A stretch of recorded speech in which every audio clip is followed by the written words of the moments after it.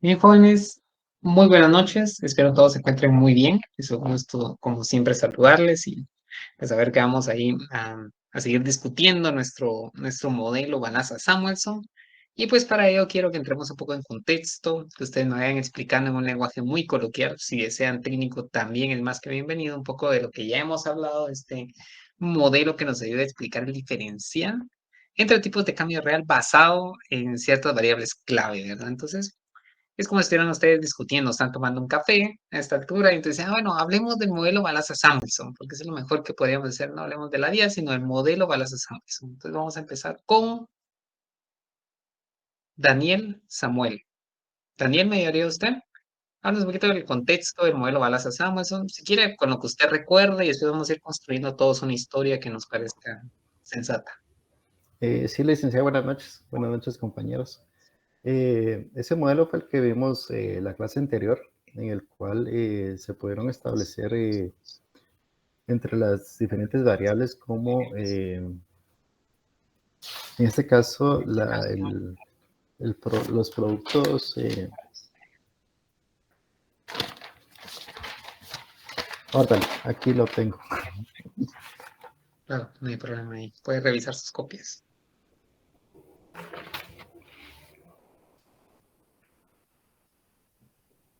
Directamente cuando hay bienes transables y los que no son transables, nos permite establecer los dos sectores de la economía. Se puede verificar también por medio de el, el arbitraje también, vimos un poco. Eh, También las 5 funciones que nos permitieron ya identificar el modelo. Y hoy que vamos a comenzar a ver el modelo de las productividades añadido al modelo, ¿verdad, Lick? Sí, es parte de. Muy bien, Daniel, gracias. Entonces, fíjense que dijimos que hay dos sectores, ¿verdad?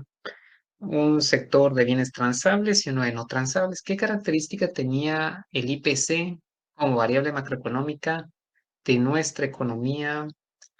Ana María Montúfar. ¿Usted me puede ayudar, Ana María?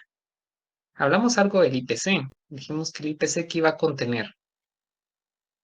¿Cómo se construía el IPC en nuestra economía?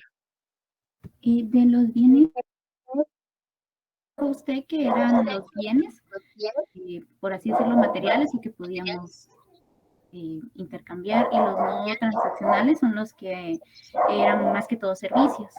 Y eso es lo único que recuerdo, la verdad. De hecho, es correcto, sí. Al final, los precios agregados de nuestra economía es una composición de bienes transables y de no transables, ¿verdad? Iba a tener cierta característica la forma en la cual íbamos a agregar el IPC, y es que, digamos que si aumentaba el precio de los transables, iba a aumentar el IPC, lo mismo para no transables, y si en la misma medida aumentaban los transables y no transables en un porcentaje, pues eso mismo iba a ocurrir para el IPC, ¿verdad? Características muy sencillas del comportamiento del IPC en nuestra economía. Cuando hicimos la serie de simplificaciones que habíamos discutido, partiendo del hecho de que en el sector transable se verificaba la paridad de poder de compra, si quieren voy a hacer una pausa ahí antes de llegar a la conclusión. ¿A qué nos referimos con que en el sector transable se verifica la paridad de poder de compra? Mario, Rosa, ¿me ayudaría usted? ¿A qué nos referimos cuando decimos que existe la paridad de poder adquisitivo en el sector transable? Bueno, en este caso se refiere más que todo al sentido de que cuando hay un mercado que se maneja tanto el sector transable, que hay una, ¿cómo lo explico en este caso? En este sentido, yo asumo, ¿verdad?, de que la paridad viene en el sentido del intercambio comercial. En el momento de que se maneja el intercambio en ese sentido, el tipo de cambio viene afectando en el momento de que una parte del comercio sube, también viene disminuyéndose en otra parte. En este caso, el IPC viene fluctuando, diría yo, entonces se mantiene estable en este sentido. Imaginémonos este caso, María. Vamos aprovechando que usted nos está dando una explicación de la paridad. Usted vende calculadoras, yo también las vendo, pero usted las vende Si lo llevamos todo a quetzales, usted los vende a 100 quetzales porque usted está en el extranjero y yo estoy en la economía local. 100 quetzales, pero yo lo estoy vendiendo a 80 quetzales. Hay un pequeño diferencial en los precios, ¿verdad? ¿Sí? Cuando existe paridad de poder de compra, ¿qué es lo que esperaríamos con los precios? Que sean iguales. Exactamente, muy bien, Erika, deberían ser iguales, ¿verdad? Gracias. ¿Por qué? Digamos, lo que está detrás de la paridad de poder de compra es que los precios tienen que ser iguales cuando los llevamos a una moneda en común. ¿De qué bienes? En nuestro modelo Balazs es donde los transables, ¿sí? Imagínense el caso de las calculadoras, ¿verdad? ¿Qué va a hacer todo el mundo? Digamos, en la economía de Mario, donde están todos los habitantes ahí, pues lo que van a hacer es que van a empezar a demandar a mí las calculadoras. Pero eso va a generar incidencias sobre los precios, sobre mis precios. ¿Qué va a pasar con mis precios? Que suban. Exactamente, entonces va a ser insostenible el precio, muy bien Juan, va a ser insostenible el precio de 80 quetzales por calculadora. Pues fíjense que el hecho de que los bienes sean transables exige que los precios deban de ser iguales. O sea, la propiedad de transabilidad en los bienes exige que se verifique la paridad de poder de compra. No aplica eso para los bienes no transables, que por su naturaleza intrínseca no se pueden comercializar, entonces puede haber diferencial en los precios. Ahora sí, cierro la pausa. Dijimos que aplicando la paridad de poder de compra, el criterio, digamos, de la propiedad de la paridad de poder de compra, reescribimos el tipo de cambio real. Es la última parte que nosotros dijimos en clase. Ese tipo de cambio real, ¿función de qué va a ser? Fue el último resultado que nosotros encontramos. Vamos a ver, me ayudaría. Karen, ¿me ayudaría usted, Karen, por favor? Fue el último resultado que nosotros encontramos. ¿De qué depende el tipo de cambio real? Fue uno de los resultados importantes que vimos el día martes.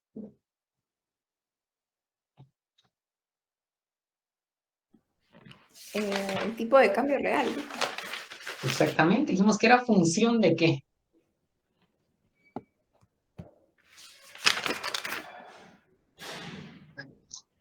Le voy a dar una pista. Relación de algo.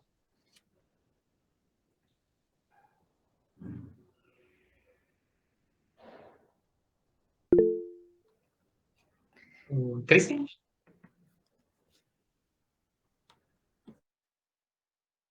Creo que tiene apagado su micrófono.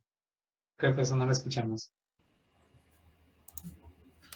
Están en función de los precios no transables internacionales, partido los precios transables internacionales, dividido los precios transables, no transables nacionales, partido los precios,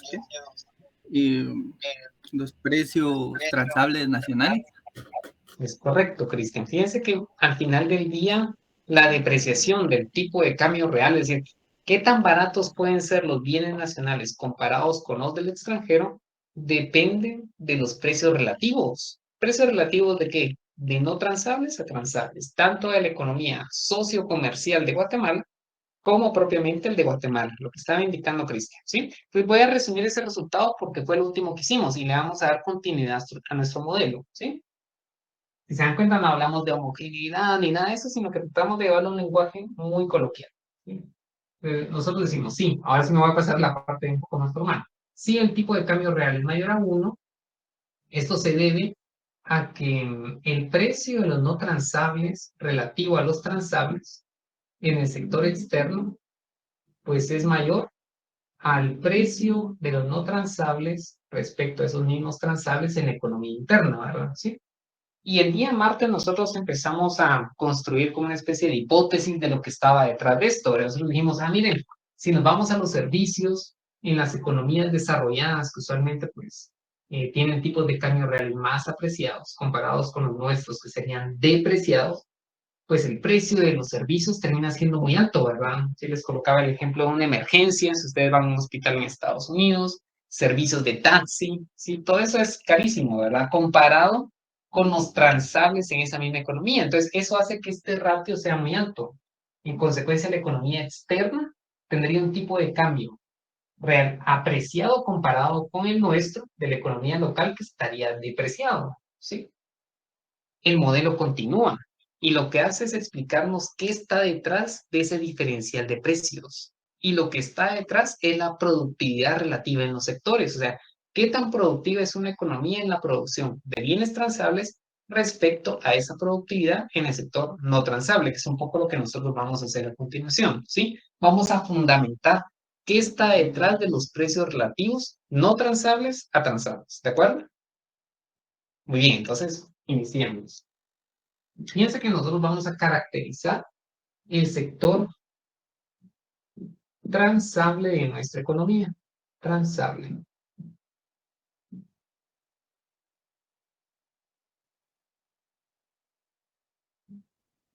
Para poder caracterizar el sector transable, nosotros vamos a describir una función de producción en ese sector. Q representa la producción en el sector transable. ¿Se acuerdan que el subíndice hace referencia al sector de la economía? ¿Sí? La cual es función de la cantidad de trabajo. L es trabajo, eso ustedes lo saben de micro 2. ¿Sí? Entonces, la producción en el sector transable es función de la cantidad de trabajo y vamos a adoptar una especificación muy sencilla, una especificación lineal. Aquí tenemos AT multiplicado por la cantidad de trabajo en el sector transable. Si nosotros hiciéramos la comparación con lo que vimos en micro 2, jóvenes, ¿qué sería AT? ¿Qué rol estaría cumpliendo AT en nuestra función de producción?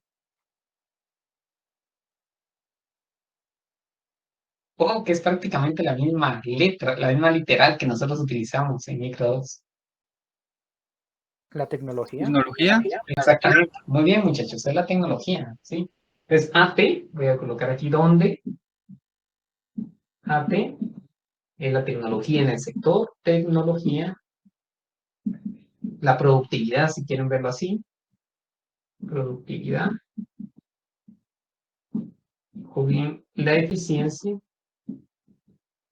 en el sector transable.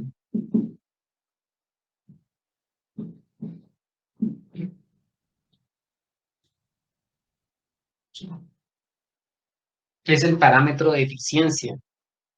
¿Qué tan eficiente es el trabajo en el sector transable? ¿Por qué? Porque para las mismas 8 horas, si soy más eficiente, o sea, si A es mayor, ¿qué va a pasar con mi producción? Pues va a ser mayor. Aumenta. Exactamente, muy bien, jóvenes. ¿Sí? Entonces, ¿cómo podríamos medir la eficiencia? Número de calculadoras por hora. ¿Sí? Puedo hacer 5 calculadoras. Ah, si soy más eficiente, puedo hacer 8. ¿Sí? 8 por hora. Tengo 10 trabajadores, pues obtendría la producción. ¿Sí? Es la forma de medir la eficiencia. Producción por unidad de tiempo. ¿Sí? Muy bien. Entonces, cada firma en el sector transable va a tener una función de producción como esta, una función de producción lineal, si se dan cuenta, es sencillo, ¿verdad? ¿Sí? Y para cada una de las firmas vamos a definir su función de ganancias, ¿verdad? Las ganancias de la firma, ganancias de las firmas. Van a estar dadas por la siguiente expresión, ¿verdad?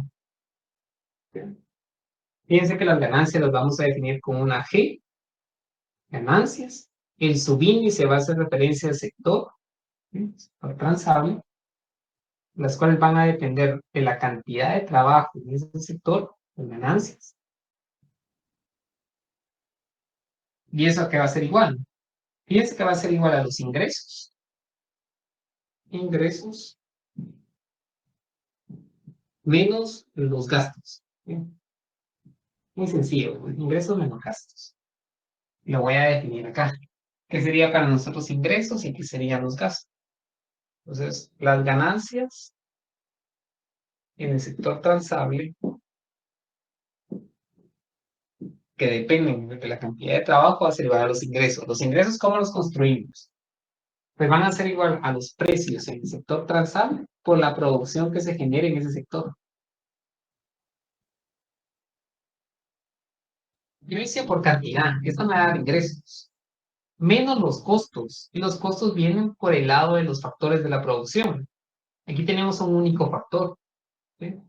Entonces los costos serían por concepto de salario, W, multiplicado por la contratación laboral en ese sector. Ujú.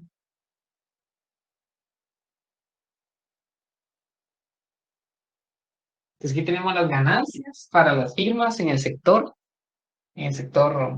transable, ¿sí? Ahora, nosotros sabemos que la producción viene dada por esta especificación lineal, entonces podemos hacer la sustitución, ¿sí? Lo que nosotros queremos es maximizar GT, LT, que es igual al precio de los transables, la producción, que es AT, LT, menos W por LT, ¿sí? Quiero maximizar las ganancias.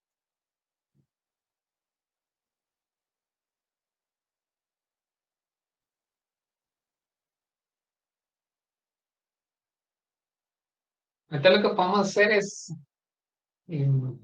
derivar, a ver qué resultado tendríamos. Pues vamos a derivar nuestra función de ganancias respecto a la variable de decisión. ¿Cuál es la variable de decisión de estas firmas? Pues cuánto trabajo tiene que contratar a modo de maximizar las ganancias, los beneficios, ¿sí?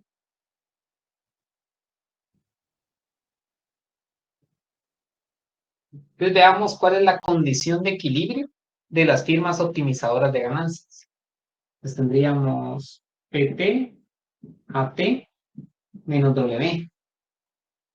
Como quiero encontrar el punto crítico, igual a 0. Entonces les pregunto, jóvenes, sin necesidad de despejar, ¿qué nos está diciendo esto que tenemos acá económicamente? Un resultado que encontramos en micro 2. Antes de reordenar los términos que tenemos acá, ¿qué resultado creen que vamos a encontrar como regla de decisión, como condición de equilibrio? Dado que es una firma que está maximizando sus ganancias.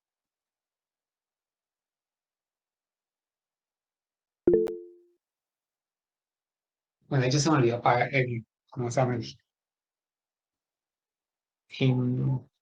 Me lo pueden decir en vivo y en directo, así lo escuchamos todos. Vamos a ver. Sí, un poco lo que está indicando Mario, ¿verdad? Pero, ¿alguien más? Vamos a ver. Licenciado, ¿podría decir que los ingresos marginales son iguales a los costos marginales? Sí, esa es una respuesta válida. Muy bien, Fernanda. Podemos verlo de dos maneras. Una es desde la perspectiva de microeconomía 1. Vean lo que nos está indicando Fernanda, eso es correcto. En microeconomía 1 ustedes vieron que una firma que maximiza ganancias independientemente de la estructura del mercado, pues tiene que verificar esta condición. Ingreso marginal es igual a costo marginal. En mercados competitivos, el ingreso marginal es igual al precio, ¿verdad? Entonces, precio igual a costo marginal. Muy bien, eso es correcto, Fernanda. De hecho, no detendríamos el costo marginal de la firma en esta expresión. Marginal. ¿En qué variable? Fernanda, aprovechando que usted me comentó, ¿en qué variable estaría el costo marginal acá incluido? Costo marginal de la firma. ¿En los salarios? Exactamente, muy bien. Y el ingreso marginal vendría dado por la eficiencia, ¿sí? Entonces lo podemos ver así. Muy bien, Fernanda, esa sería la respuesta. Si lo quisiéramos ver desde el lado de micro 2, ¿qué dijimos nosotros en micro 2? Recuérdense de las isocuantas. ¿Qué pasaba en la condición de equilibrio?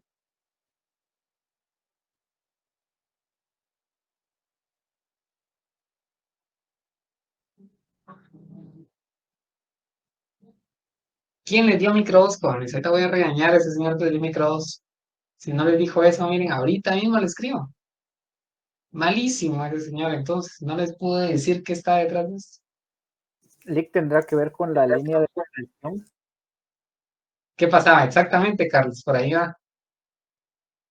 ¿Cuál es esa condición? ¿Qué pasaba con los indicadores de la restricción del isocosto y con la restricción, digamos, con el indicador de la isocuanta? En equilibrio, lo que pasaba es que, ¿se acuerdan que la tasa marginal de sustitución técnica aquí era igual al precio relativo de los factores, ¿verdad? Pues precisamente lo que tenemos acá. Aquí tenemos la productividad marginal y también tenemos el salario real. Ahora les pregunto, ¿dónde estaría contenida acá la productividad marginal del trabajo? En esta expresión.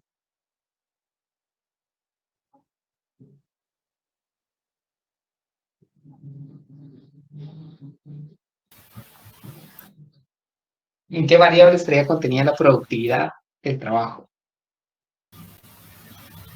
En el salario. En equilibrio, sí, pero el indicador per se de la productividad. En En la equilibrio es correcto, tecnología. Nicolás. Exactamente. Muy bien, Carlos. Excelente. Muy bien. Pues fíjense que reordenando esta expresión tendríamos lo siguiente. Pues, lo que quiero decir, jóvenes, es que este resultado no es ajeno a la micro. Es un Perdón, resultado que viene ¿qué fue lo que dijo el compañero? que la eficiencia, bueno, que la productividad estaba contenida en eficiencia. Ah, Esta es gracias. productividad pura, exactamente. Ahora, lo que usted indicó en Nirvana no es que sea incorrecto, sino que en equilibrio es igual a los salarios, pero per se, el indicador de productividad, como usted lo mediría como economista, es a través de esta A sub T, porque se acuerdan que les dije que A sub T es cuántas calculadoras puedo hacer por hora. Esa es eficiencia. Entre más puedo hacer, pues soy más productivo. Exactamente. Muy bien, Carlos. Por ahí. Pues fíjense que reordenando esto sería PT A sub T igual al salario. Este resultado es el que nos va a servir, ¿ven? Este resultado nos va a servir. Ujú. Si quisiéramos hacerlo en la versión de microeconomía 2, sería productividad marginal del trabajo es igual a W partido P. Esto de acá es la productividad marginal del trabajo y esto de acá sería el salario real, ¿verdad? Ujú. Salario real. Entonces, ¿qué tienen que hacer las firmas? Remunerar de acuerdo a la productividad si desean maximizar sus ganancias. Bueno, aquí solo tengo que ir entre el precio de los transables, ¿verdad? Ahí estaría.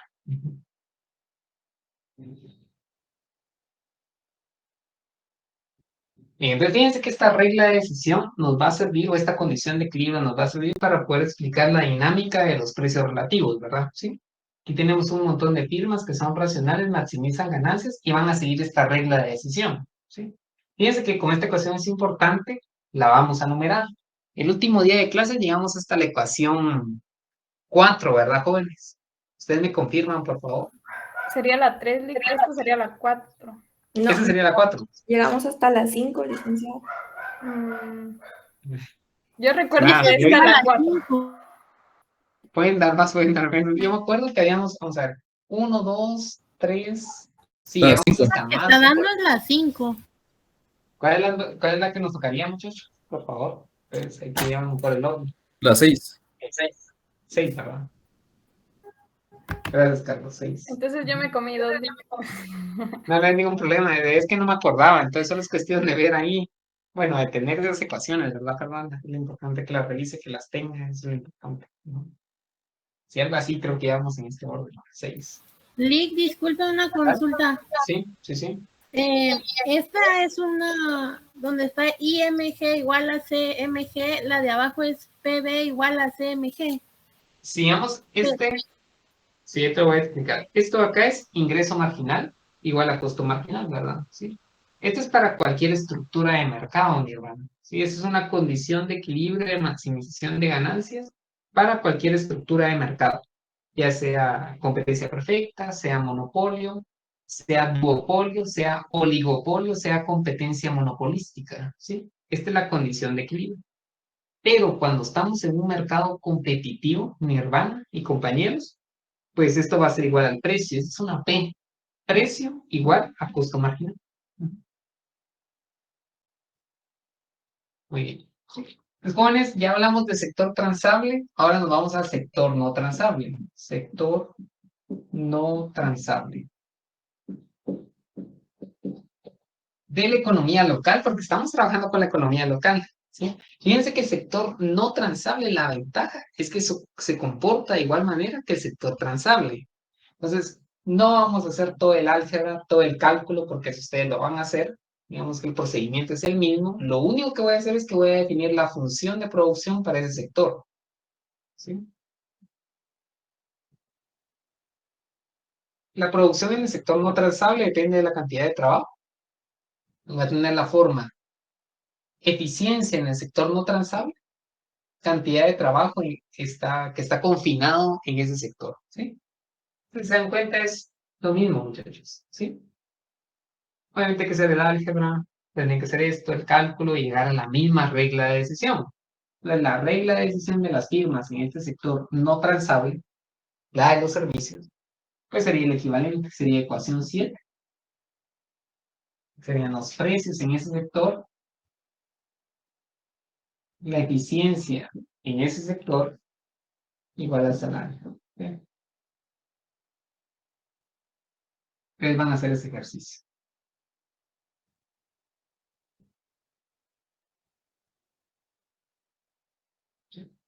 Entonces, ¿qué pasa si nosotros igualamos 6 con 7? ¿Sí? Igualando 6 y 7. Pues tendríamos la siguiente relación. Como ambos están igualados a los salarios, tendría que el precio en el sector transable por su eficiencia va a ser igual al precio en el no transable por su respectiva eficiencia. ¿Sí?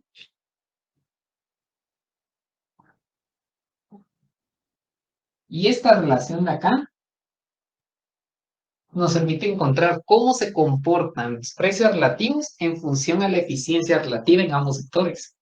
¿Sí?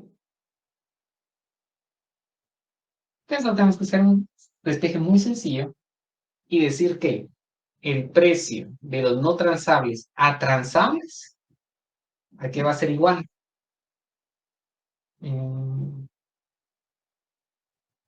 A la eficiencia en el sector transable respecto a esa misma eficiencia en el otro sector no transable. Como les vean esto de acá, es la segunda ecuación más importante después de esta.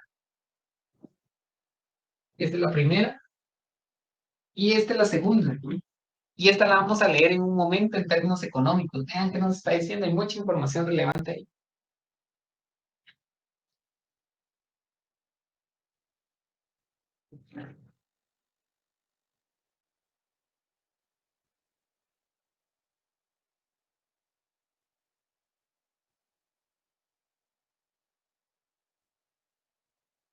Bien, revisemos. Entonces lo que nos está diciendo es que el precio de no transables a transables es prácticamente una relación inversa de la eficiencia en ambos sectores. Digo relación inversa por lo siguiente, revisemos acá.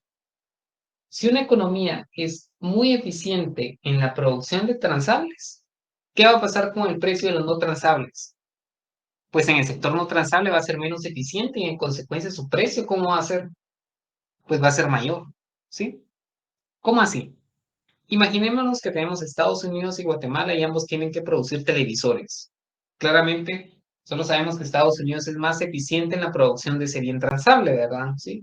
Entonces, ¿qué va a pasar con el precio de los televisores estadounidenses, dado que son más eficientes en la producción? Pueden producir en masa, digámoslo así, en cadena. Los precios bajan. Exactamente. Ahí está la diferencia. Muy bien, Juan. Entonces, fíjense que cuando la eficiencia es mayor en ese sector, es decir, puedo producir más por unidad de tiempo, pues el precio de ese tipo de bienes tiende a ser menor. Miren, esto aumenta y lo que nos indicó Juan correctamente, esto disminuye. Ambas flechas implica que esta relación se va a mantener, ¿verdad? Sí, porque esto va a aumentar y este denominador al momento de caer va a hacer que este cociente aumente, ¿sí? Y eso tiene implicaciones muy importantes, jóvenes, ¿sí? Si una economía es altamente eficiente, como el caso de Estados Unidos, va a incidir en su tipo de cambio real. ¿Cómo? Ya lo vamos a ver en un momento. Veamos el caso entonces de Guatemala. Imagínense que Guatemala también tiene que producir esos televisores, pero dada su poca eficiencia, produce menos por unidad de tiempo, ¿verdad? Entonces produce menos. Eso implica que el costo va a ser mayor y en consecuencia el precio pues, va a ser más alto. En ambos casos lo que me está diciendo, jóvenes, es que existe una relación inversa entre la eficiencia en un sector y el precio de los bienes en ese mismo sector. Y eso va a condicionar el precio relativo de no transables a transables, ¿sí? Entonces veámoslo desde la perspectiva de un tipo de cambio real más depreciado.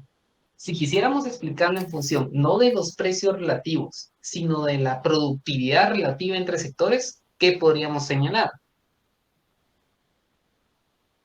Voy a quitar esta parte para poderlo comparar.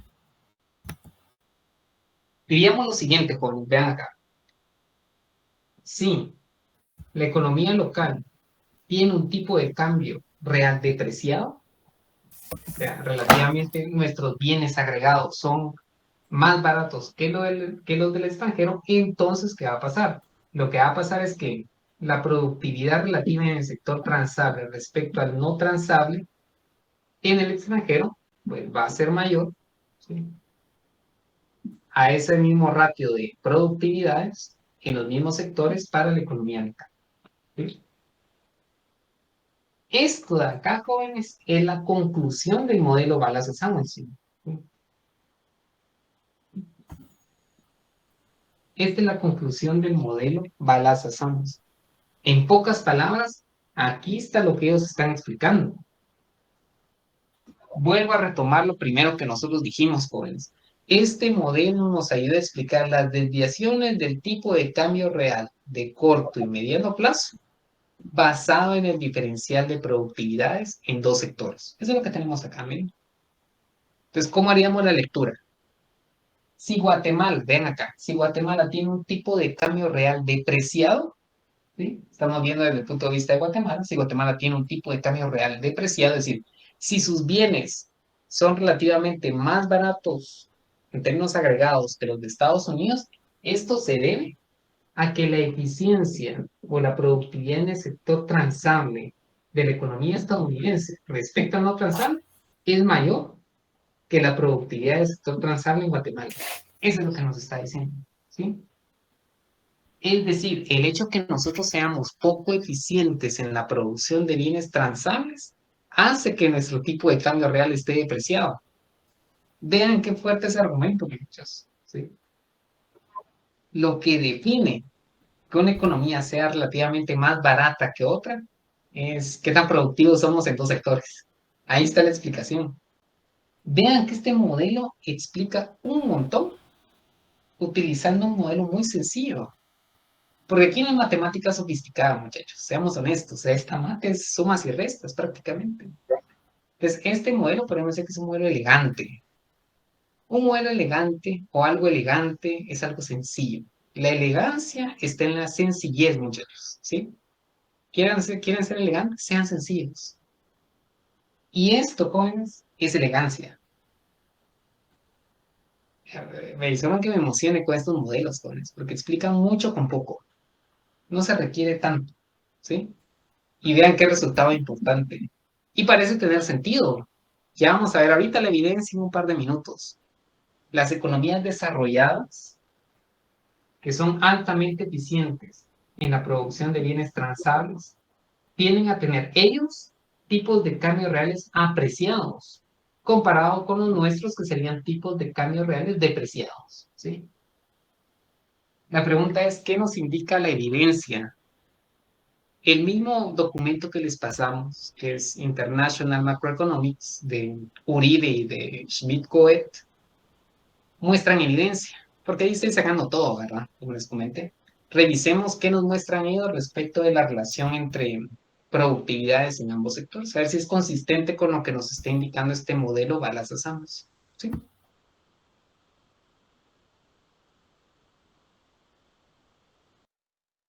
Vamos a ver acá.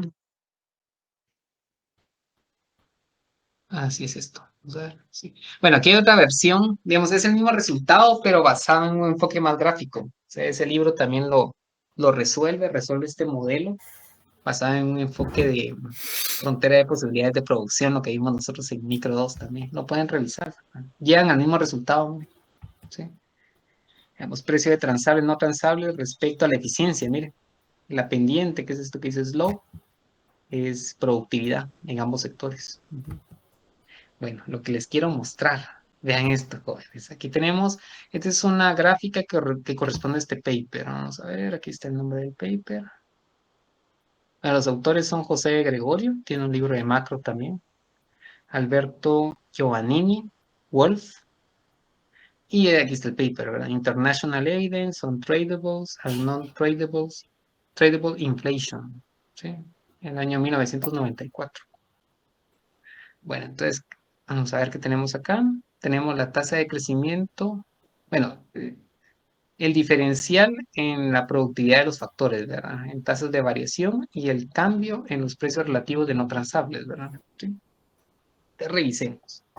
En el eje vertical, nosotros tenemos el cambio porcentual en los precios relativos de no transables a transables. Miren, digamos que la primera parada del modelo Balazs-Samuelson, lo que vimos al finalizar la clase del día martes, ¿verdad? ¿Sí? Eso está en el eje vertical. Mientras que en el eje horizontal, creo que alguien tiene encendido el micrófono.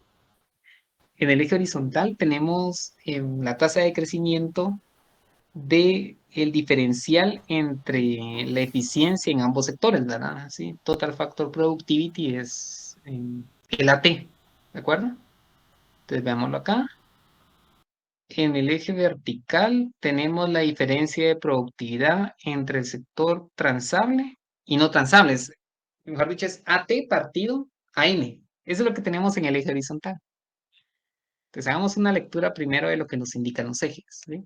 En el eje horizontal, en la medida que nos alejamos del origen, estaríamos diciendo que tendríamos economías que tienen mayor eficiencia en la producción de qué tipo de bienes, jóvenes, en la medida que me muevo hacia la derecha.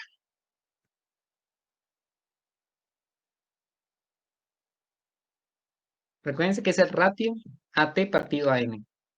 Entonces, si me muevo a la derecha, esa economía, ese país es más eficiente en la producción de qué bien o qué tipo de bienes. Bienes De los transables. transables. Transables. Correcto, ¿sí? Si me muevo hacia la derecha, estoy diciendo que esa economía es muy eficiente en la producción de bienes transables, ¿sí? Ahora veamos el eje vertical. Si me muevo hacia arriba, lo que estoy diciendo es que qué tipo de bienes son más caros. Los no Si me muevo hacia transables. arriba. Exactamente, los no transables, ¿sí? Entonces, si quisiéramos ver evidencia de lo que el modelo Balazs-Samuelson nos indica, pues deberíamos de encontrar una relación positiva, ¿verdad? ¿Sí? Una relación directa. ¿Por qué? Porque en la medida que la eficiencia eh, se genere en el sector transable, pues ya ya nos lo indicó Juan, el precio termina siendo menor. En consecuencia, los no transables deberían tener relativamente un precio más alto, ¿sí?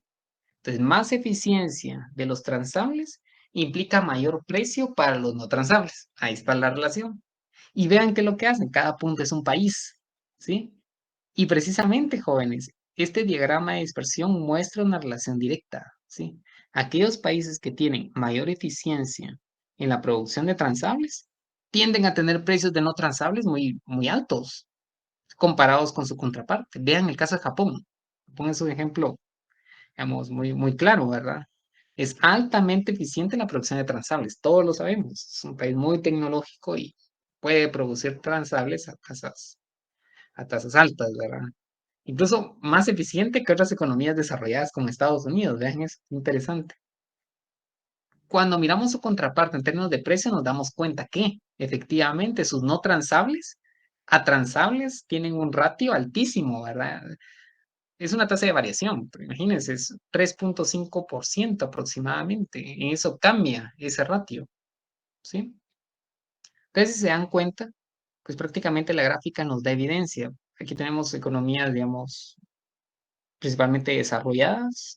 Tenemos de Europa, tenemos economías nórdicas.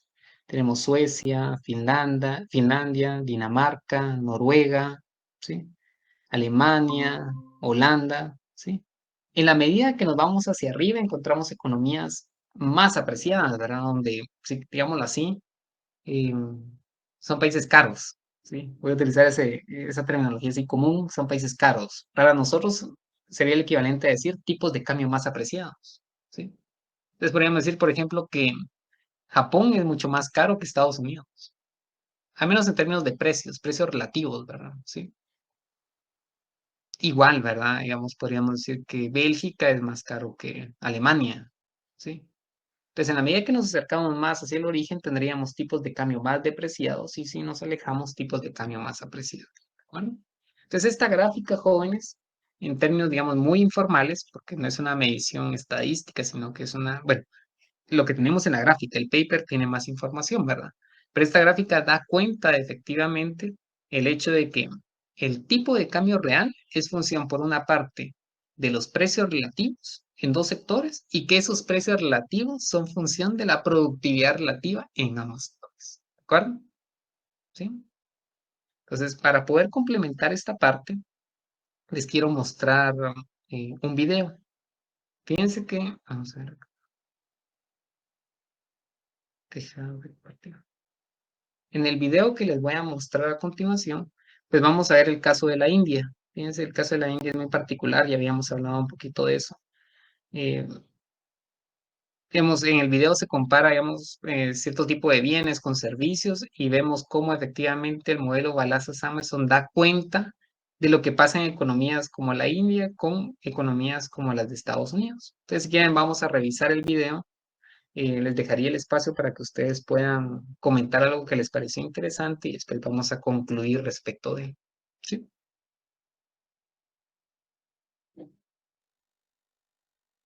Cancelar.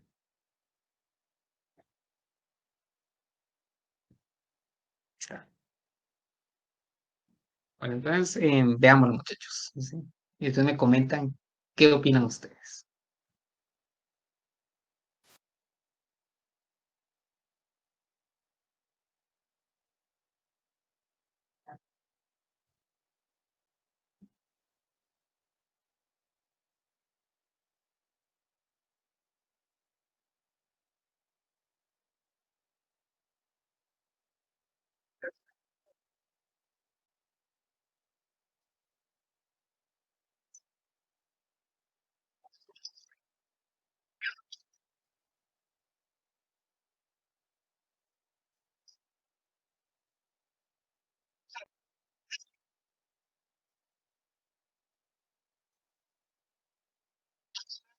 Namaste. This is the best one.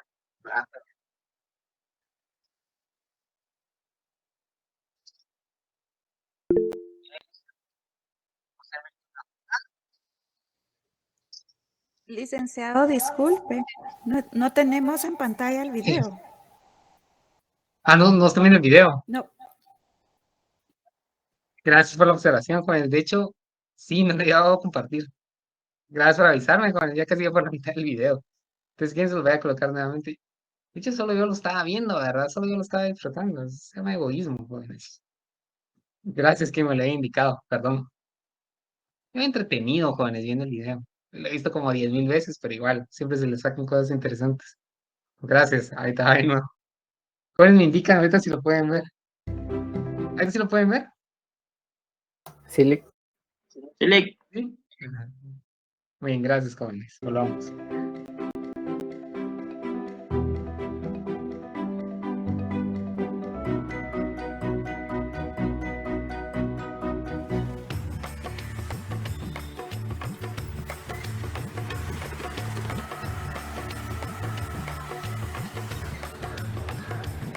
So today we're in India to explain and also to take advantage of the Balazs-Samuelson effect. We'll also be understanding a little bit more about purchasing power parity corrections and why they're important. So let's take a look at this mobile phone store and ask them about some prices. Come on. Namaste. Namaste. So can you show me one of your nice phones? Yeah, this is the best one, the Apple, the new one, the 7 Plus. Great, great. Okay, that looks pretty good. So, yeah, कितने का है?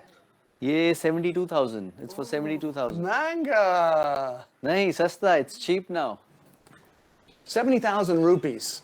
That's about $1,000. At least as much, maybe a little bit more than you'd pay in the United States. And that makes sense because this good is easily tradable. Tradable goods sell for about the same price everywhere in the world. Because if it were a lot cheaper here, people would buy it here and sell it in the United States. Arbitrage means that goods which are easily tradable, they sell for about the same price everywhere. Now the situation, however, is very different when it comes to services. Services are hard to trade. And that means that the price of services, the price of labor, it can differ a lot in different places in the world. In fact, I think I need a haircut. Let's go.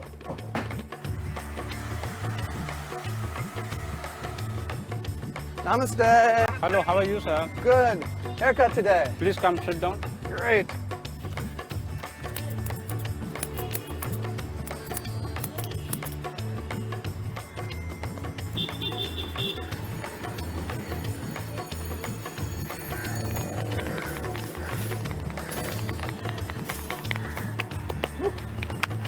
Wow.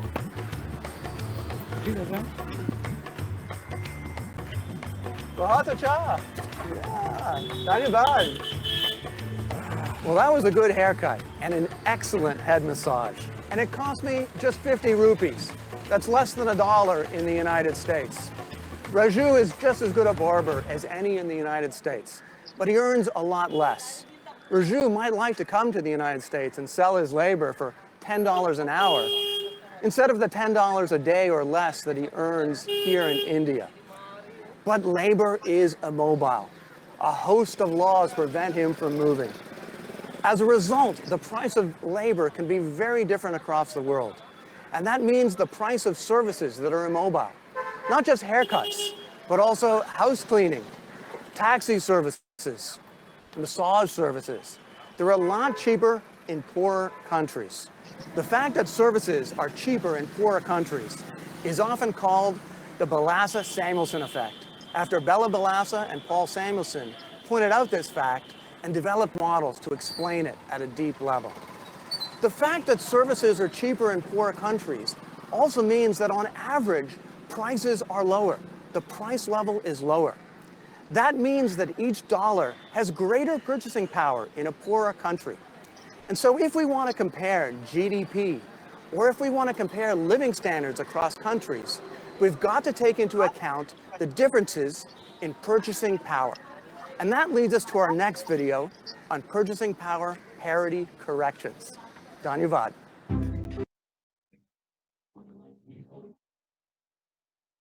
Bueno, muchachos, la verdad es que hay mucha información muy importante, digamos, que hay en ese video. Bueno, les dejaría a ustedes la palabra, ¿qué les pareció interesante? Yo aquí tengo mis apuntes, ¿verdad? Para cuestiones que les quiero dejar, para que ustedes lo tengan presente. Pero bueno, los dejaría a ustedes, no sé quién quiere opinar algo que le parece interesante, para poder discutir o comentar.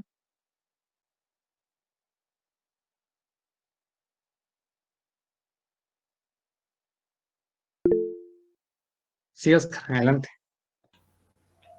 ¿Qué tal, licenciado? Buenas noches, compañeros. Eso explica, por lo menos, cuando uno trabaja por su cuenta, por qué aquí los precios que uno puede poner a los servicios son más bajos. Cosa que hasta el momento, en realidad, yo no tenía una idea o un enfoque más analítico de por qué sucedía. Sí, efectivamente, el trabajo es inamovible. Esa es la clave, muchachos. Ahí está la diferencia. Ahí no se tiene que verificar la paridad de poder de compra. Ahí explica mucho de por qué existen diferencias relativas entre precios. Se debe a diferencias en la productividad de los sectores, que obviamente tienen incidencia en su precio, ¿verdad? Pero, bueno, alguien más, jóvenes. Gracias, Oscar. Muy bien, muy buen punto. Sí. Lick, y una consulta. Sí, Daniel. ¿Qué pasaría con los precios, pero en cuanto a la mano de obra, que son en el mismo país? Se trata de salarios diferenciados. Entonces, ¿cómo se aplicaría ahí? Sí, digamos que aquí no estamos llegando hasta ese punto del análisis, Daniel, porque estamos tomando los salarios, digamos, agregados, ¿verdad? Sí.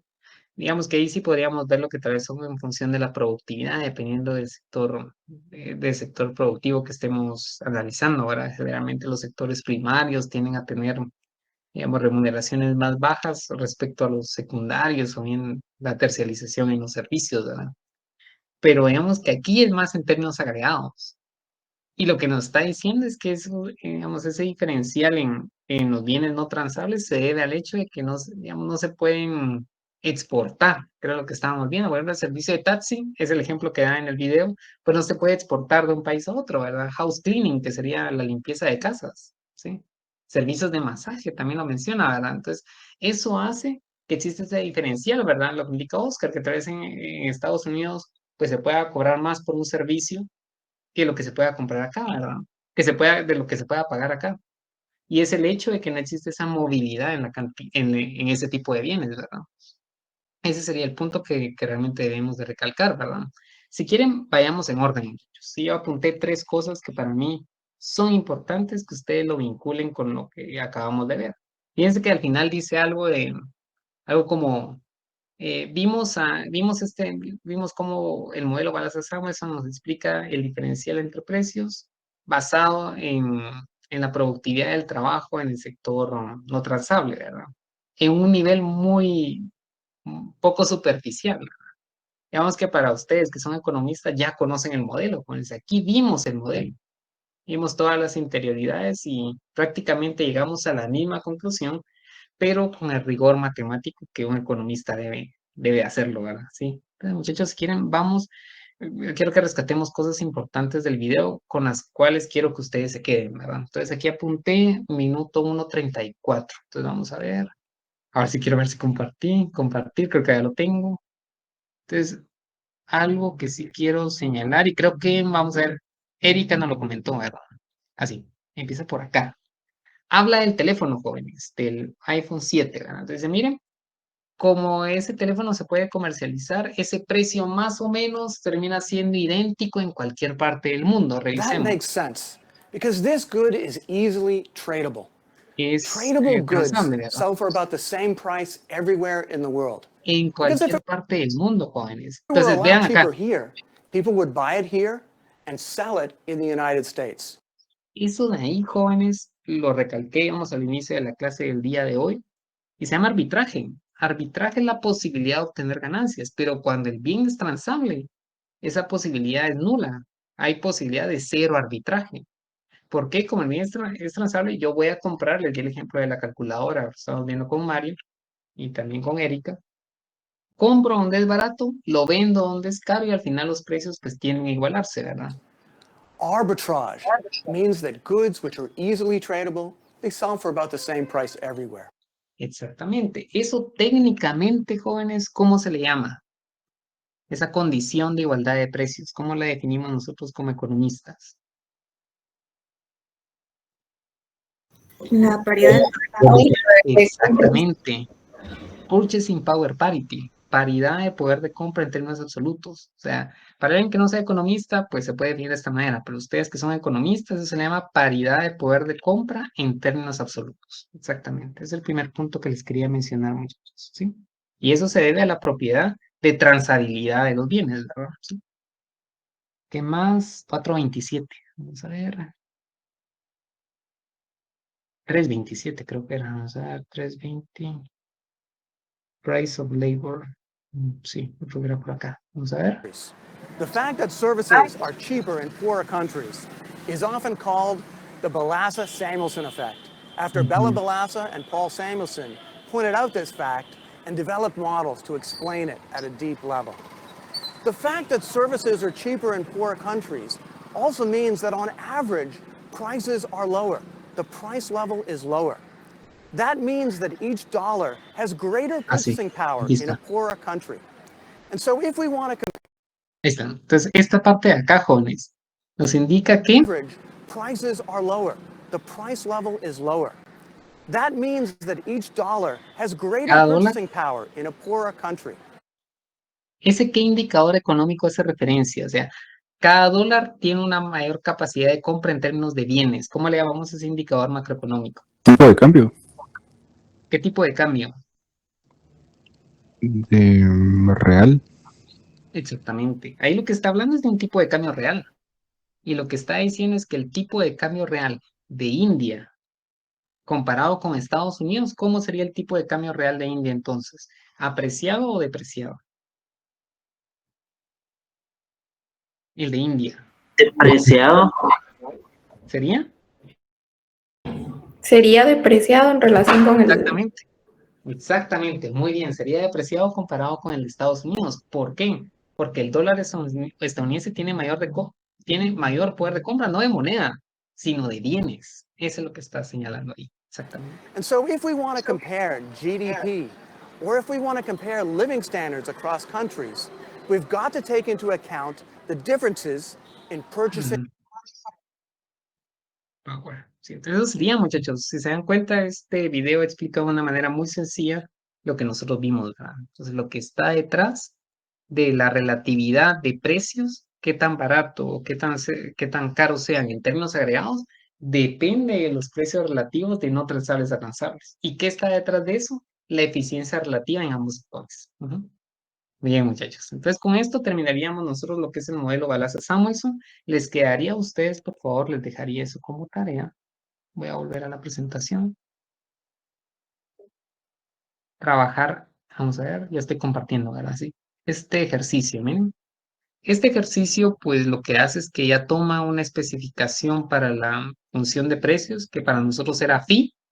Ahora es una especificación Cobb-Douglas, es decir, tenemos una agregación de precios tipo Cobb-Douglas, si quieren verlo así de esta manera. Entonces tendrían que ser prácticamente todo el ejercicio ya con valores y pues encontrar todo lo que les indica acá, ¿verdad? Vemos que este ejercicio, jóvenes, lo van a adjuntar al laboratorio número 1. Y es que, dado el avance que tenemos en los contenidos y lo que nos resta por ver para poder completar lo que está contenido en el laboratorio 1, pues ya tendríamos fecha de entrega. Fíjense que el laboratorio 1 se los voy a pedir para el otro jueves, ¿de acuerdo? Entonces, para el otro jueves sería la entrega de ese laboratorio en la cual ustedes estarían adjuntando este ejercicio que tenemos acá, ¿verdad? ¿Sí? Bueno, entonces, jóvenes, si se dan cuenta, hicimos prácticamente una radiografía de todo el sector real de nuestra economía, que ahora está expuesta al sector externo. Vean todo lo que estudiamos del sector real. Empezamos con el tipo de cambio nominal, dijimos que no era un buen indicador, nos mudamos al tipo de cambio real, vimos cómo el tipo de cambio real podía afectar la demanda agregada a través del consumo y exportación netas. Después vimos las condiciones de equilibrio del tipo de cambio real, la versión absoluta y la versión relativa, vimos los mecanismos de ajuste y por último vimos un modelo que nos ayudaba a explicar el diferencial entre los tipos de cambio real, ¿sí? Y hicimos toda una radiografía, ¿sí? ¿Qué vamos a empezar a hacer el día de hoy? El día de hoy nos vamos a mudar a otro sector. Ya hablamos del sector real, nos vamos a trasladar al sector nominal de nuestra economía que está expuesta ahora a los mercados internacionales, ¿sí? Particularmente, pues vamos a estudiar, vamos a modelar el mercado de activos financieros, que es el mercado de bonos, ¿sí? Entonces, el día de hoy vamos a configurar nuestro sector, vamos a colocar unos supuestos y hasta ahí lo dejaríamos, ¿verdad? ¿Sí?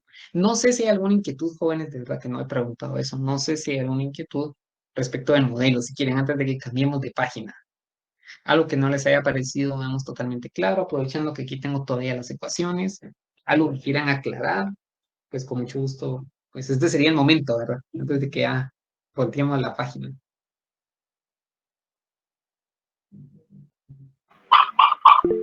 Cristian, por favor.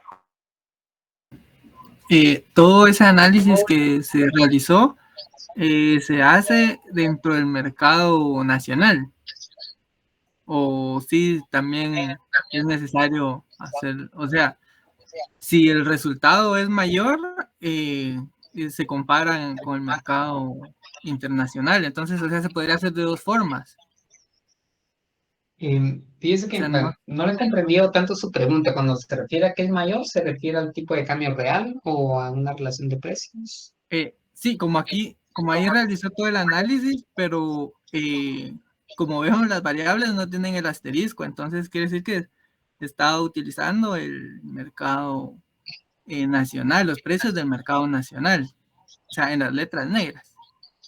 En todo lo que realizó, lo que está abajo del punto de vista. Sí, gracias por la observación, totalmente. Fíjense que usted se refiere a esto, ¿verdad, Cristian? Sí. Sí, todo esto que está hecho, igual le voy a dar tiempo para que continúe con su argumentación. Solo quiero aclarar ese punto que es muy importante, de hecho. Fíjense que todo esto lo hice para la economía interna, es correcto. O sea, aquí lo que hice fue caracterizar el sector transable y el no transable.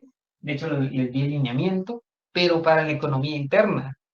Existe el análogo para la economía externa. Entonces, ¿qué va a pasar con la economía externa? Y ese es un muy buen punto, que tal vez no lo puntualicé, pero digamos que estaría implícito, ¿verdad? Vamos a tener una economía externa que va a tener un sector transable.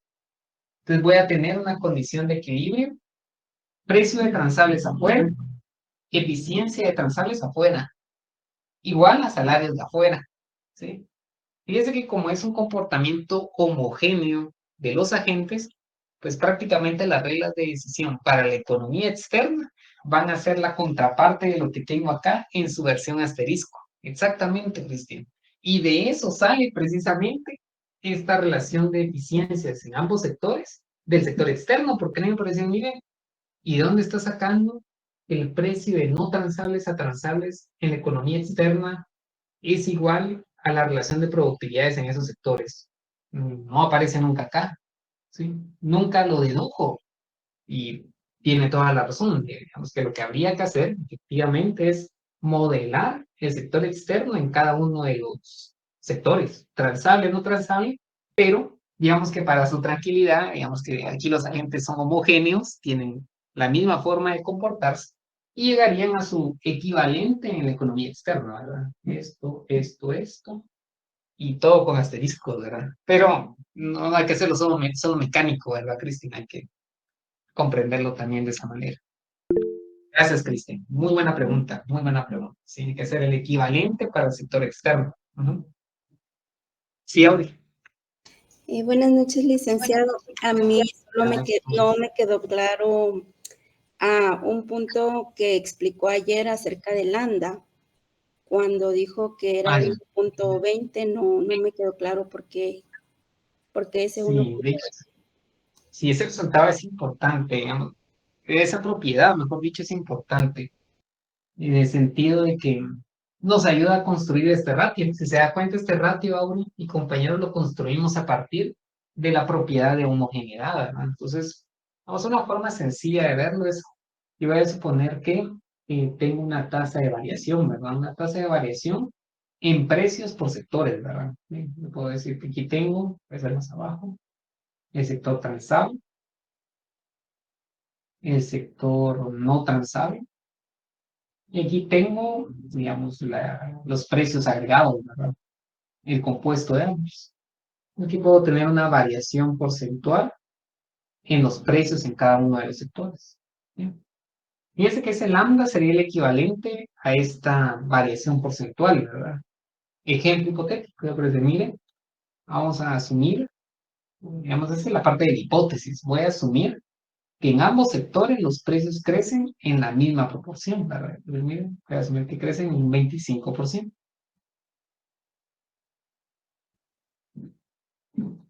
El lambda cumple el rol de la tasa de crecimiento. Entonces, por el hecho de ser la función de precios agregada, una función homogénea de grado 1, lo que nos asegura es que los precios van a crecer. Eso ya lo sabíamos de la propiedad anterior, ¿verdad? Porque son funciones crecientes de cada uno de los precios en cada sector.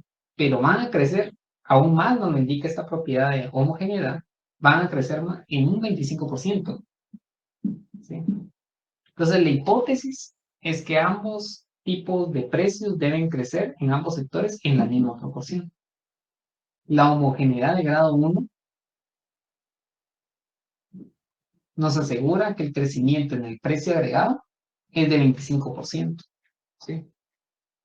Y de hecho fue esta propiedad la que nos ayudó a decir, mire, el nivel de precios va a ser una función, teníamos P, va a ser una función phi de los no transables a los transables, ¿verdad? ¿Sí? O sea, el precio agregado, y eso lo indicaba el video. Es decir, los precios agregados son una función, bueno, dependían de cómo se comportaba el precio de los servicios, ¿se acuerdan? No transables, ¿verdad? Respecto de los transables. Ahora, concretamente ahora, digamos, el punto que usted señala es este. Este es el lambda. Lo que nos indica es que, dado un crecimiento igualitario en ambos precios, para ambos sectores, sus precios tienen que crecer en esa misma medida. No pueden crecer más ni pueden crecer menos. ¿Verdad? Que sería un poco la intuición que está detrás de eso. Si fuese homogénea de grado, por ejemplo, un medio, Sí, medio, vamos a colocar. A ver, esto está interesante. Si es de grado medio, ¿en cuánto estarían creciendo los precios? No es homogénea de grado 1, sino es homogénea de grado menor a 1, un medio. 12.5. No.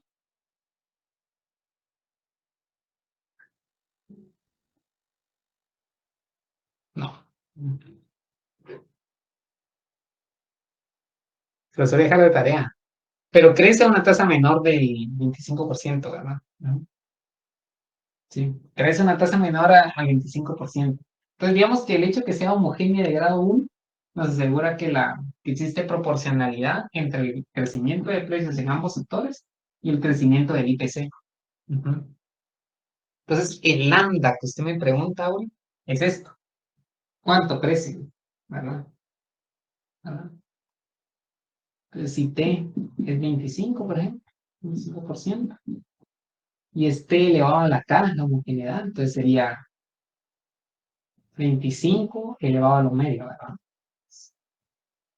No es 12.5, ¿verdad? Eso sería, Oli, pero usted me decía cuál es su pregunta. Me la puede reorientar. Podemos revisar.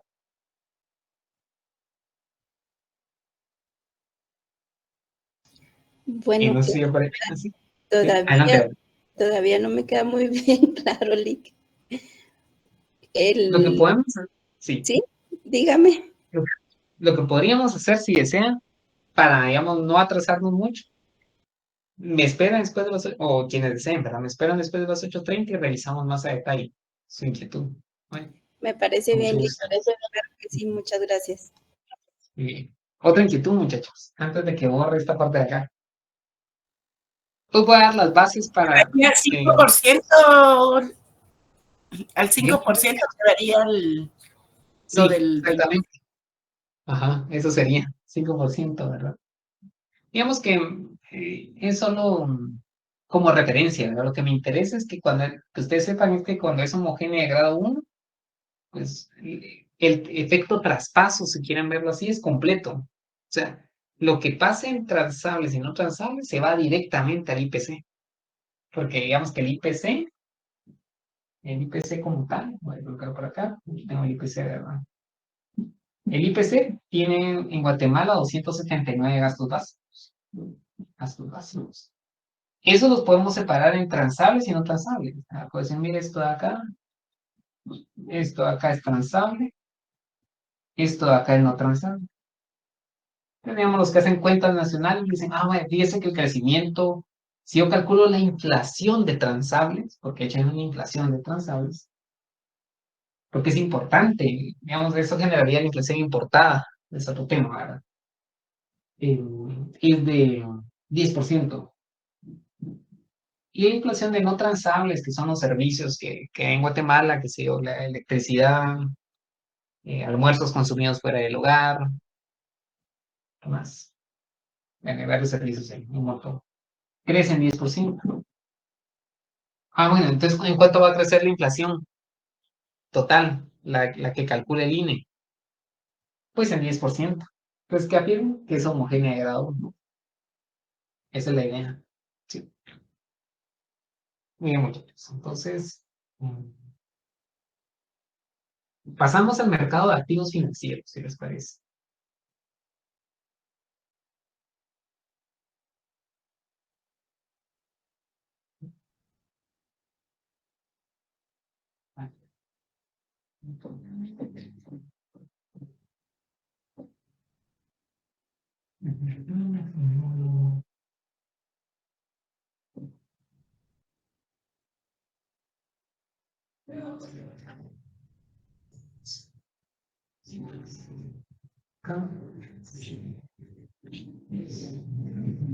Vamos a sentar las bases de nuestro nuevo mercado.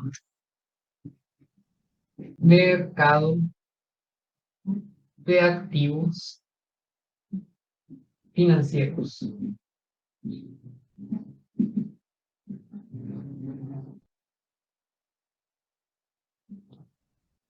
¿A qué me refiero con el mercado de activos financieros? El mercado de bonos. ¿Sí? De hecho, hay más activos financieros, ¿verdad? Pero nos vamos a circunscribir a los bonos, digamos, bonos soberanos, que son los bonos de cada gobierno, los que emite cada gobierno para poder financiar, ¿sí?, sus gastos o bienes que tengan. Vamos a colocar los supuestos. ¿Qué supuestos vamos a tener acá? En este mercado. Supuesto. Puesto número 1. Existe movilidad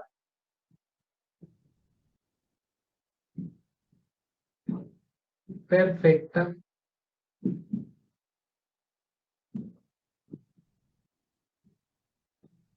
de capitales. ¿Qué significa esto? Pues que no existen barreras, no existen barreras, ya sea de carácter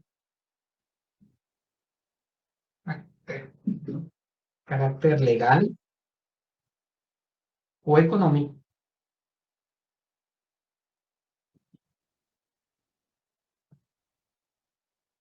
que impidan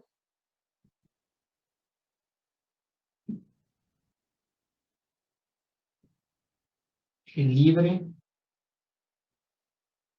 flujo de capitales. Y voy a explicar a detalle cada supuesto. ¿Sí? Número 2. Los activos financieros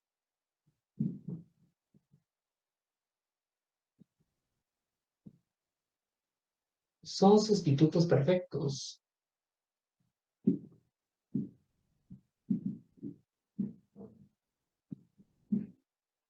Perfectos.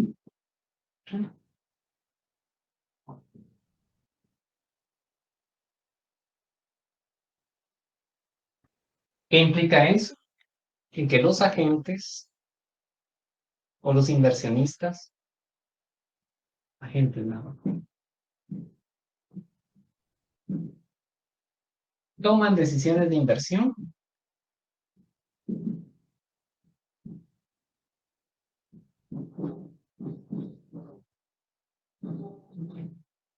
en función a la tasa de interés.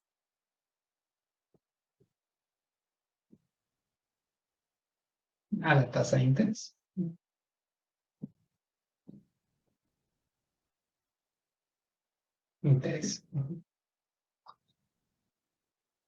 Nada más vamos a emplear dos supuestos para poder modelar nuestro mercado de bonos. ¿Sí?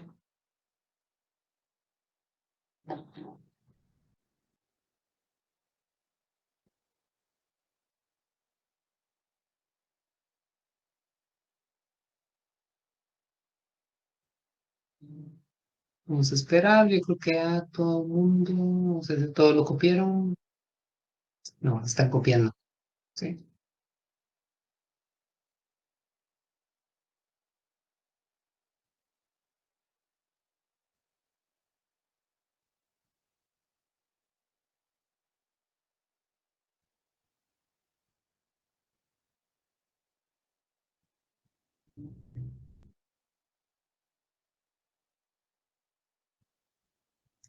Bien, entonces revisemos. Supuesto número 1. Existe movilidad perfecta de capitales. ¿Sí? ¿Qué implica eso? Fíjense que no va a haber ningún tipo de barrera de orden legal o bien económico. ¿Cuál sería una barrera de orden legal que impediría el libre flujo de capitales? Imaginémonos que un país, debido a que está enfrentando flujos de capital constantes a su economía, pues decide colocar una legislación en la cual indica lo siguiente, ¿sí? Se prohíbe el ingreso de capitales cuya duración en el territorio nacional sea menor a una semana, ¿sí? O el hecho de poder evitar aquel capital de corto plazo que afecta el tipo de cambio, ustedes lo saben, ¿verdad? Imagínense que en una semana vienen $1,000 millones para poder invertir en bonos. Dólares. ¿Qué efecto genera sobre el tipo de cambio, dijimos? ¿Qué pasaría con el quetzal? Apreciación de la moneda local. ¿Nuevamente, Leonardo? Apreciación de la moneda. Exactamente. Totalmente. Fíjese que una semana va a tener su tipo de cambio de 8.20 a 6.5. Y si ese capital es un capital gaviota, se le llama, que se muda inmediatamente a otro país a la semana siguiente, ¿qué va a pasar con el quetzal en ese momento?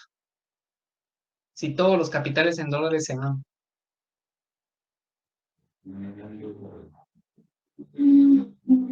Expresamos en dólares, ¿verdad? Entonces, si todos los dólares se van, ¿qué pasaría con el quetzal después, a la semana siguiente? Se deprecia. Pues estaría depreciando mucho. Pasaría a 9.10, por ejemplo. Entonces, fíjense que esa volatilidad en el tipo de cambio pues, puede generar algún tipo de desincentivo para la inversión, por ejemplo. O bien aquellas firmas que tienen pasivos expresados en dólares generarían pérdidas en su estado patrimonial enormes cuando le llevan a una moneda en particular. Entonces, para poder evitar eso, muchas economías colocan cierto tipo de barreras legales, ¿verdad? Sí, carácter legal, lo coloqué acá, ¿verdad? Entonces dicen, miren, no puede venir ese tipo de capital, a menos que sea un capital ya de mediano plazo. Entonces sí es bienvenido. ¿Sí? Otro tipo de barreras puede ser una barrera de orden económico, es decir, miren, aquellos capitales que ingresen a la economía interna al momento de retirarse a su país de origen, pues tienen que pagar un impuesto sobre la inversión o sobre el rendimiento del 10%. ¿Qué va a pasar con eso? Muchos inversionistas pues ya no van a entrar a invertir en activos financieros locales, ¿verdad? Porque eso hace que su rendimiento neto caiga, ¿de acuerdo? Entonces, cuando existe movilidad perfecta, no hay ningún tipo de barrera de esta naturaleza para que se muevan los flujos de capital, ¿sí? ¿Qué son flujos de capital? Pues no, todavía no lo he indicado de manera explícita, pero los flujos de capital son recursos económicos expresados en dólares que se pueden destinar a la inversión de cartera. La inversión financiera es inversión de cartera o bien inversión directa, la inversión física, digamos así, ¿de acuerdo? Esos son los flujos de capital, ¿de acuerdo? Entonces vamos a asumir al momento de modelar nuestro mercado de activos financieros de que existe movilidad perfecta, no hay ninguna barrera, ¿sí? Número 2, en que los activos financieros pues van a ser sustitutos perfectos. Ese supuesto es muy fuerte, jóvenes, porque ¿qué estamos diciendo? Que no existe ninguna diferencia más que en el rendimiento, que, digamos, al momento de comparar bonos nacionales con los bonos de Estados Unidos. La única diferencia que puede haber puede ser en tipos de interés. Les pregunto, ¿será que eso es válido en nuestra realidad? ¿Será que el inversionista únicamente ve las tasas de interés de los bonos para poder invertir o ve algo más? ¿Qué me dirían ustedes? Ustedes van a invertir todo su capital ahorita en un tipo de bonos de un país que les guste. ¿Será que solo ven un tipo de interés o se fijan en otras variables? También deberíamos fijar en el riesgo país. Exactamente, el riesgo, muy bien, Karen. Hay un riesgo implícito en invertir en activos financieros. Fíjense que hay unas firmas que son calificadoras de riesgo. Ustedes han escuchado eso, ¿verdad? Está Standard & Poor's, están y no recuerdo las otras, son 2 o 3 firmas de la calificadora. Si ellos evalúan precisamente lo que Karen nos está comentando, es el riesgo que tiene invertir en los activos financieros, ¿verdad? O sea, por naturaleza, un bono de Guatemala, pues tiene un riesgo distinto al bono de Estados Unidos, ¿verdad? Sí. Lo que estamos suponiendo acá es que no existe tal riesgo. Lo que Karen nos está indicando es un supuesto muy fuerte, pero nos ayuda mucho a simplificar el análisis y encontrar condiciones de equilibrio que sean sencillas de estudiar. Entonces, por el momento, vamos a asumir de que es idéntico tener un bono del Ministerio de Finanzas a un bono venezolano, a un bono de Grecia o bien un bono del Banco Alemán, ¿sí? Un bono alemán, ¿de acuerdo? Supuesto fuerte, pero nos va a ayudar a simplificar el análisis, ¿de acuerdo? Entonces, con estos dos supuestos, jóvenes, nosotros vamos el día siguiente vamos a construir la condición de equilibrio en este mercado y lo vamos a interpretar. Después les voy a mostrar evidencia de esa condición de equilibrio. ¿De acuerdo? Pues jóvenes, hasta acá dejaríamos la clase del día de hoy. Nuevamente les agradezco su participación, que es totalmente valiosa. Creo que lo más importante de la clase nos ayuda a construir efectivamente el contenido que les quiero trasladar.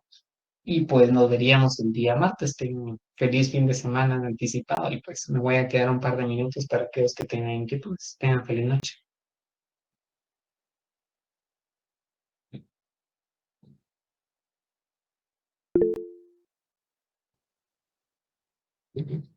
Mano levantada, esa es buena idea, buena señal.